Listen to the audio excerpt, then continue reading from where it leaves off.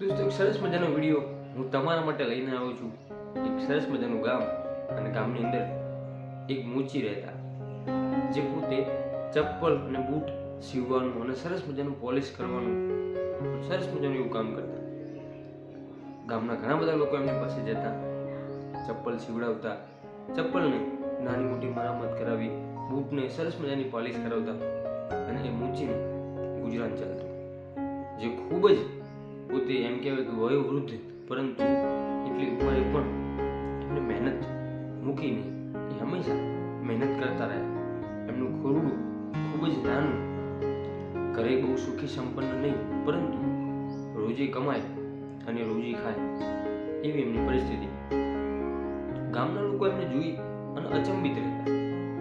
ગામના લોકો વિચારતા કે એવું તો શું છે એમની પાસે કે એ હંમેશા આટલા બધા ખુશ રહે છે, હંમેશા આટલા બધા પ્રસન્ન રહે છે, શું છે એવી એ આખી એમની પાસે એવું હકીકત શું છે એ ગામના લોકોએ જાણવાનો પ્રયત્ન કર્યો। એમની પાસે જઈ અને બેઠા અને પૂછ્યું કે મગન કાકા, તમે રોજ કમાવો છો, રોજે ખાઓ છો, તમારી પાસે ઘણી જાજી સંપત્તિ કે માલ મિલકત નથી, તો તમે આટલી ટૂંકી સંપત્તિમાં, આટલી ઓછી માલ મિલકતમાં રોજે મહેનત કરી અને આટલા ખુશ કેવી રીતે રહો છો?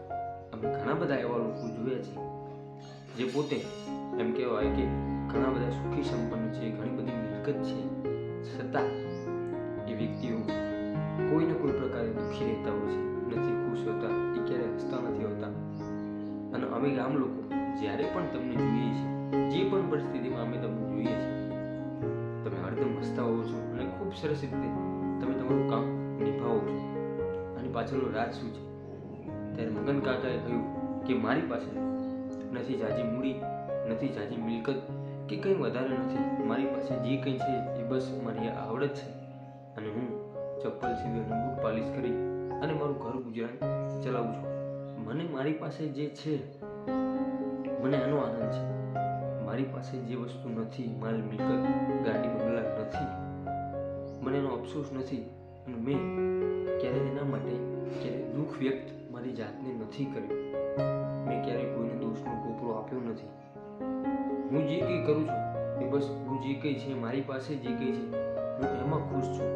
હું મારી પાસે જે છે એની અંદરથી હું મારું ગુજરાન ચલાવીશ, જે નથી એની પાછળ દોડવાનો પ્રયત્ન ક્યારેય નથી કર્યો અને બસ એ જ કારણથી હું આટલો ખુશ છું, હું આટલો પ્રસન્ન છું અને હું આટલી ઉંમરે પણ આ સરસ મજાનું આવું કામ કરી રહ્યો છું। દોસ્તો, તમને નથી લાગતું કે મગન કાકાની આ વાત આપણા જીવનમાં જો ઉતરી જાય તો આપણે ઘણી બધી એવી આંધળી દોટ મૂકી જાય તો એ આંધળી દોટ મટી જાય અને એક અલગ દ્વાર પર આપણું જીવન પહોંચી જાય।